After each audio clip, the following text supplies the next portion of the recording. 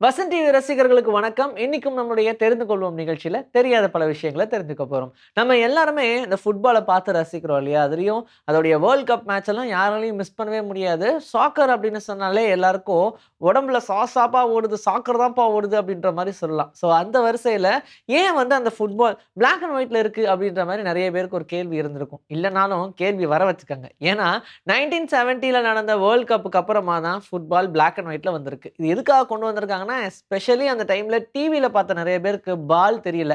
அதனால அவங்க எல்லாருமே இந்த பால ரொம்ப ஈஸியா பார்க்கணும் அப்படின்றதுக்காகவே பிளாக் அண்ட் ஒயிட்ல வடிவமைச்சாங்க. அண்ட் அதிலிருந்து தான் இப்போ வரைக்கும் ஃபுட்பால்னாலே அது பிளாக் அண்ட் ஒயிட்ல இருக்கு. இது மட்டும் கிடையாது. கோல்ஃப் பாலுமே இப்போ ஒயிட் கலர்ல இருக்குன்னா அதுக்கு ரீசன் அதுதான். இது மட்டும் கிடையாது. டென்னிஸ் பாலும் ஃபர்ஸ்ட் ஒயிட் கலர் தான் இருந்திருக்கு. இப்ப தான் எல்லோ ஷேடுக்கு கொண்டு வந்திருக்காங்க. ஒயிட்ல இருந்ததுக்கான ரீசன் அதுதான் அப்படின்னு சொல்றாங்க. ரீசன் என்னன்னா, இந்த ஒயிட் கலர்ல இருக்கும்போது மட்டுமே தான் டிவில அவங்களால பார்க்க முடியும். அந்த பால ஃபோக்கஸ் பண்ண முடியும் அப்படின்றதுனால. ஆனா அப்படியே நாளடைவுல கலர்ஸ் எல்லாம் சேஞ்ச் ஆயி, இப்ப நம்ம டென்னிஸ் பால்ல பார்க்குற கலரு வேற. இந்தியாவுடைய பாப்புலேஷன்ல வருஷம் வருஷம் 13,00,000 பேர் ஏறிக்கிட்டே போறாங்க. அதுவே சைனால 13,00,000 பேர் இறங்கிக்கிட்டே போறாங்க. கம்மியாகிக்கிட்டே போறாங்க. இதுக்கு என்ன ரீசனா இருக்கும் அப்படின்னு பார்த்தா, சைனால இந்த பர்த் ரேட் அப்படின்றது ரொம்ப கம்மியாயிருச்சு. அங்க இருக்கிறவங்க எல்லாருமே ரொம்ப ரொம்ப வயசானவங்க தான். ஸோ வயசானவங்க மெஜாரிட்டியா சைனால இருக்கிறதுனால, அங்க டெத் ரேட் ரொம்ப அதிகமாகிக்கிட்டே இருக்கு. கம்பேரிட்டிவ்லி இந்தியால 13,00,000 பேர் ஒரு நாளைக்கு பிறக்குறாங்க அப்படின்னா, அதே சைனால 13,00,000 பேர் இறக்குறாங்க.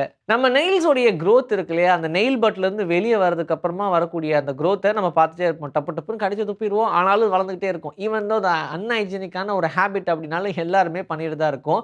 ஆனா, இத வந்து ஈஸியான ஒரு விஷயத்தோட கம்பேர் பண்றாங்க. என்னன்னா, டெக்டானிக் பிளேட் எந்த அளவுக்கு வேகத்துல நகர்ந்துகிட்டு இருக்கு அப்படின்னு தெரிஞ்சுக்கணும்னா, உங்களுடைய நெகம் எந்த அளவுக்கு வளருதோ, அந்த வேகத்துல தான் டெக்டானிக் பிளேட் நகர்ந்துகிட்டு இருக்கு அப்படின்னு சொல்றாங்க. ஸோ கூடிய விரைவில ஒரு பெரிய பாலமே ஆகுறதுக்கு வாய்ப்பு இருக்கு. எப்படின்னா, எல்லா இடத்துக்குமே நம்ம ரோட்லயே முடியுன்ற மாதிரி இப்போ கிரியேட் ஆயிரும் கொஞ்சம் வருஷத்துல அப்படின்னு சொல்றாங்க. ஏன்னா, இப்போ கடல்வழி பயணம் நம்மளால பறக்க மட்டும் தான் முடியும் ஒரு சில கண்ட்ரிக்குன்னு இருக்கு இல்லையா? ஆனா இந்த டெக்டானிக் பிளேட்ஸ் நகர்ந்துகிட்டே போறதுனால, சீக்கிரமாவே எல்லாமே ஜாயின் ஆயிரும். அப்படியே நம்ம ஒரு இடத்துல இருந்து வண்டி எடுத்தோம்னா, உலகத்த சுத்தி வர மாதிரியான விஷயங்கள் கூடிய விரைவில நடக்க போகுது அப்படின்னு சொல்றாங்க.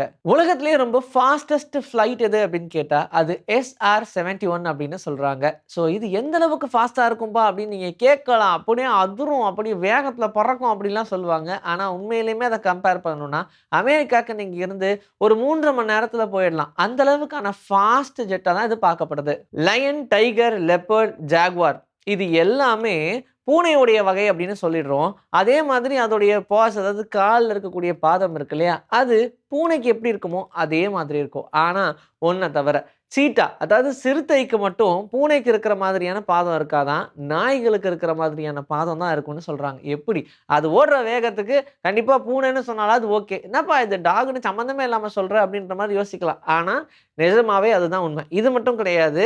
நாய்கள் எந்த அளவுக்கு ஃப்ரெண்ட்லியா இருக்காங்களோ, அதே மாதிரி ஹியூமன்ஸ் கிட்ட ஃப்ரெண்ட்லியா இருக்கக்கூடிய ஒண்ணு தான் இந்த சீட்டா, சிறுத்தைகள் அப்படின்னு சொல்றாங்க.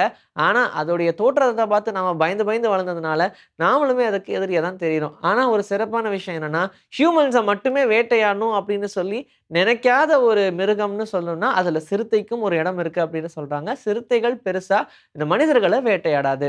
உலகம் முழுக்க இருக்கக்கூடிய கண்ட்ரீஸ் எல்லாம் தங்களுடைய வளத்த காட்டணும் அப்படின்றதுக்காகவே நெறைய சேட்டலைட் அனுப்பிக்கிட்டே இருப்பாங்க.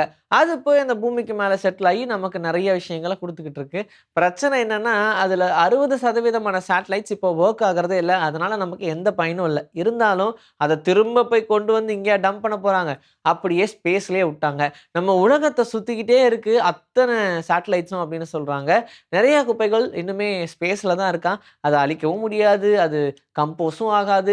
இனி என்னதான் பண்ண போறாங்க அப்படின்றது தெரியல. ஆனா இன்னும் நெறைய விஷயங்கள் லான்ச் ஆயிட்டே இருக்கு.